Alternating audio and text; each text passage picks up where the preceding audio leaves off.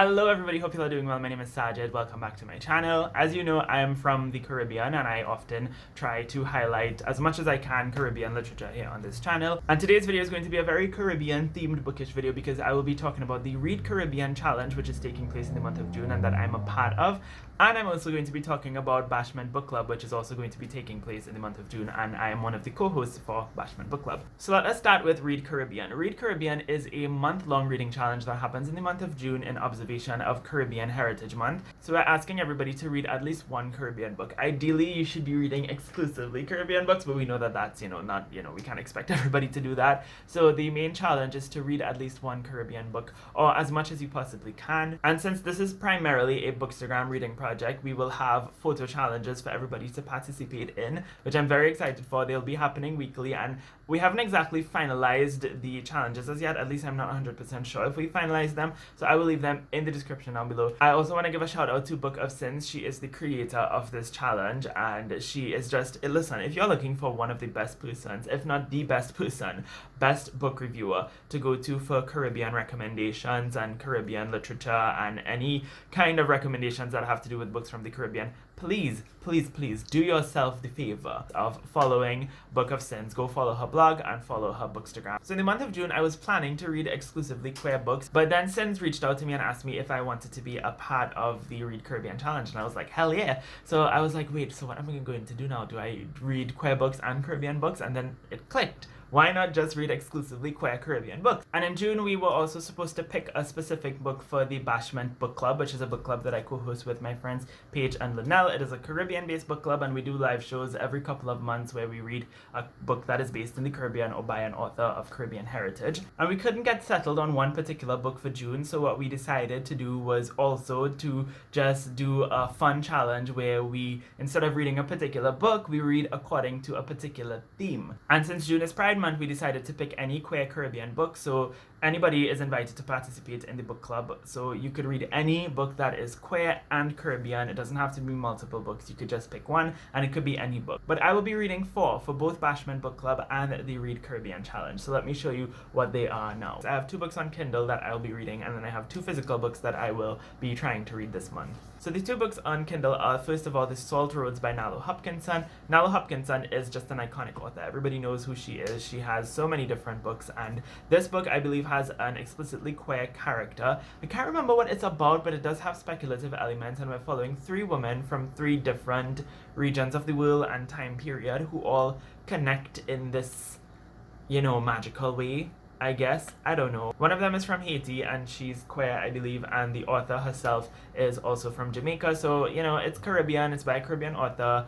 It's about a queer Caribbean character, at least partially about a queer Caribbean character. So I feel like it very much counts for this challenge, and I'm looking forward to it, but I'm not super duper into speculative books, so we'll see how I like it. But I really want to try something by Nalo Hopkinson. Another book that I'm planning on maybe reading is Selena, I believe it's called. It is about a Puerto Rican girl who I believe is trans. I'm not 100% sure. I think she's trans, or she is genderqueer, or queer in some way. And she ends up moving to the Dominican Republic to work, and she has to seduce somebody. I don't know. I can't remember the premise. It sounded interesting when I read it, and I think it had something to do with mermaids or sirens.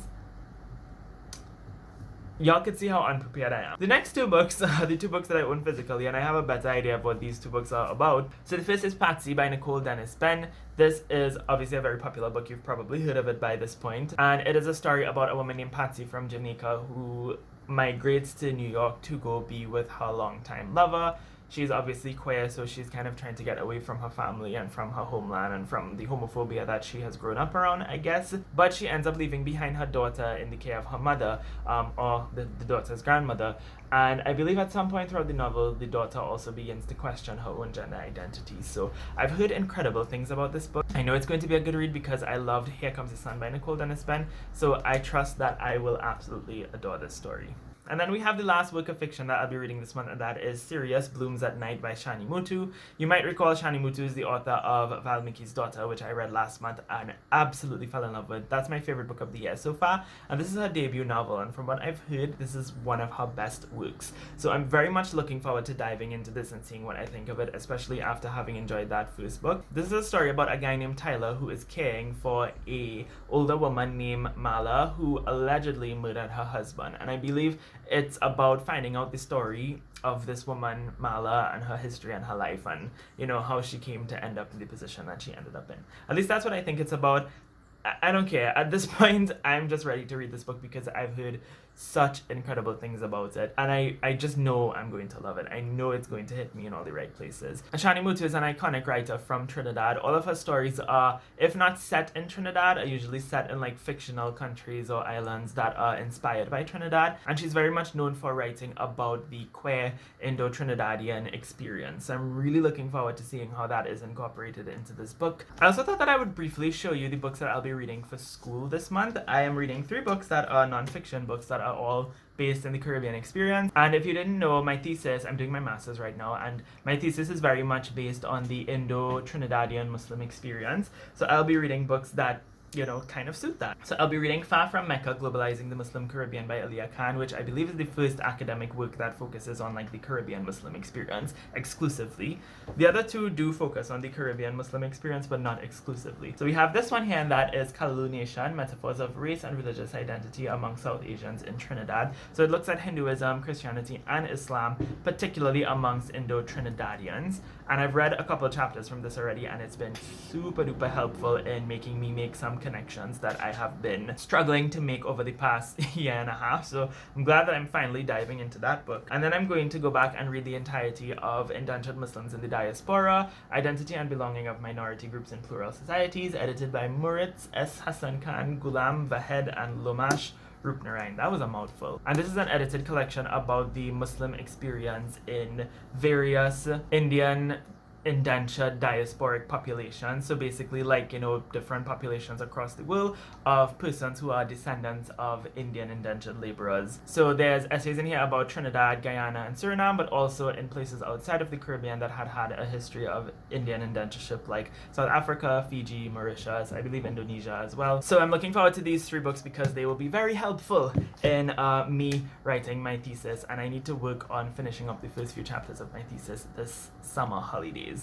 especially as I'm in quarantine and I have extra time. So yeah, that's just an idea of what I'll be reading in June. In the comments down below, I'd love to know if you would be interested in partaking in this challenge. I will be doing a recommendations video next week where I recommend some of my favorite Caribbean books, and I already have a video where I recommend Trinidadian books. So you can stay tuned for that video. Go check out the videos that I already have, but go follow Caribbean Bookstagrammers. Like, they're not hard to find. So go follow them on Bookstagram, go find Caribbean booktubers, and get some more fantastic recommendations. So that's going to be it for this video. Thank you all ever so much for watching. I hope you have a lovely, lovely day, and until next time, inshallah, keep reading and read Caribbean.